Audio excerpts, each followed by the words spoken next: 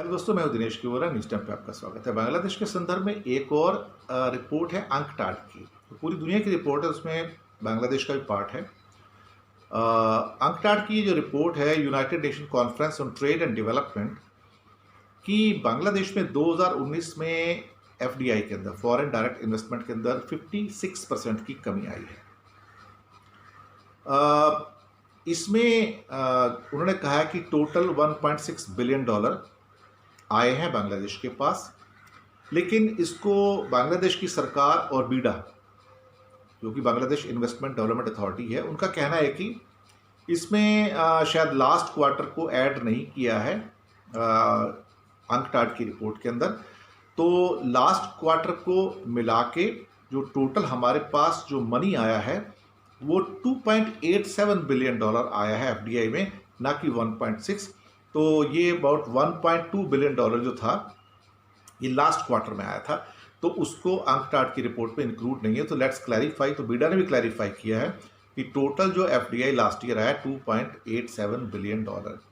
कई बार मुझसे लोग, मेरे व्यूअर्स पूछ लेते हैं कि इंडिया के पास कितना आता है। Well, India is the highest receiver of FDI in the world actually, और ये कई साल से चला आ रहा है। ऑलमोस्ट 60, 70, $80 बिलियन हर साल ये आते हैं।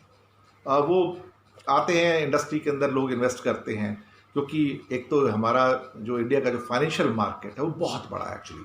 It is one of the biggest in the world actually, not मतलब सिर्फ एशिया में नहीं, वन ऑफ द बिगेस्ट मतलब मार्केट इन द वर्ल्ड है इस टाइम जो फाइनेंशियल मार्केट्स हैं।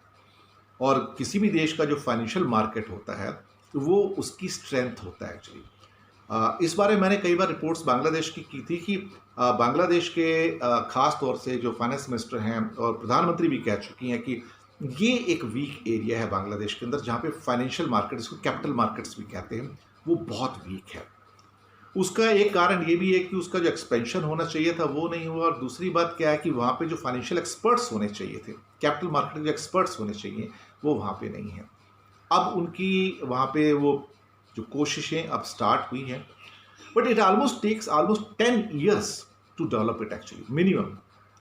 वो फाइनेंशियल जो एक बेस होना चाहिए, एक फाइनेंशियल जो कैपिटल मार्केट के जो एक्सपर्ट्स हैं, उनको डेवलप करने में, ग्रूम करने में 10 साल निकल जाते हैं। तो वो वहाँ पे उसका प्रोसेस अब स्टार्ट हुआ है, और इस बात को बांग्लादेश की सरकार मानती है कि this is the weak link. इसकी वजह से बांग्लादेश में इन्वेस्टमेंट कम आते हैं। दूसरी बात, वहाँ पे अगर आप उनकी जो स्टॉक एक्सचेंज को देखो तो पूरे लॉकडाउन में उन्होंने बंद कर दी, जो दुनिया में कहीं नहीं हुआ। इंडिया में तो एक भी दिन बंद नहीं हुई थी, लॉकडाउन में भी every day it was open. लेकिन बांग्लादेश ने बंद किया, और बाद में जब उसके पास इंटरनेशनल जो बोर्सेस थे उनसे वार्निंग आया कि हम तुमको निकाल ही देंगे यहाँ से, तब कहीं जाके बांग्लादेश ने उसको वापस से एक्टिवेट किया। तो कहीं ना कहीं उस एक एरिया को पुशअप करने की ज़रूरत है। अभी से बहुत सीरियस एफर्ट लगाने की ज़रूरत है कैपिटल मार्केट्स में और फाइनेंशियल मार्केट्स में, क्योंकि फाइनेंशियल मार्केट किसी भी कंट्री का एक बेस होता है। जिस देश की फाइनेंशियल मार्केट बहुत स्ट्रांग होती है, अब सिंगापुर क्या है, फाइनेंशियल मार्केट का हब है। दुबई क्या है, फाइनेंशियल मार्केट का हब है। न्यूयॉर्क, लंदन क्या है, फाइनेंशियल मार्केट के हब हैं। यही बॉम्बे है। बॉम्बे जो है फाइनेंशियल मार्केट का, कैपिटल मार्केट का हब है। It is among very few cities in the world.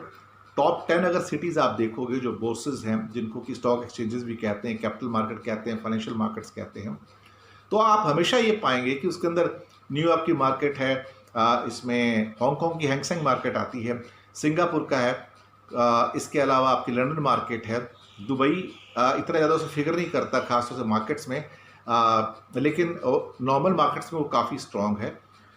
इसके अलावा कुछ और कंट्री हैं जो काफ़ी स्ट्रॉन्ग है, कोरिया बहुत स्ट्रॉन्ग है इसके अंदर, तो ये जापान बहुत स्ट्रॉन्ग है उसमें। तो ये India is among the top 10 capital markets and financial markets of the world. तो वो बांग्लादेश को कोशिश करनी होगी कि फाइनेंशियल मार्केट को स्ट्रॉन्ग बनाए। वही एक देश की जो खास तौर से जो फाइनेंशियल पावर होती है, वो उसका रूट्स है एक्चुअली। वो देखते हैं, अभी कुछ सालों में गवर्नमेंट ने इंटेंट तो शो किया है कि हम करेंगे। प्राइम मिनिस्टर शेख हसीना ने भी कहा कि बहुत ज़रूरत है, क्योंकि हमारे पास एक्सपर्ट्स हैं ही नहीं जो उसको डेवलप कर सकें। जो भी हैं बाहर के हैं थोड़े बहुत, लेकिन उसके बावजूद ही जो एक डायनामिज्म चाहिए, वाइब्रेंस चाहिए, तो वो एक बांग्लादेश के इकोनॉमी के अंदर बहुत वीक लिंक है एक्चुअली, पर टाइम लगेगा उसको।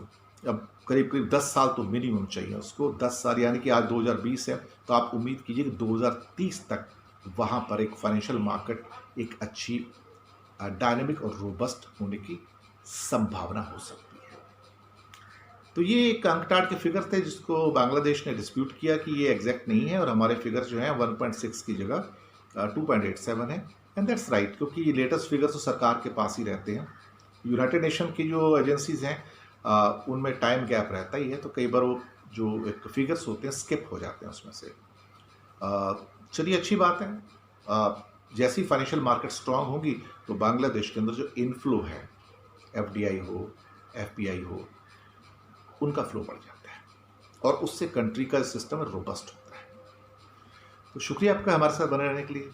जी हाँ, सब्सक्राइब करना मत भूलिएगा।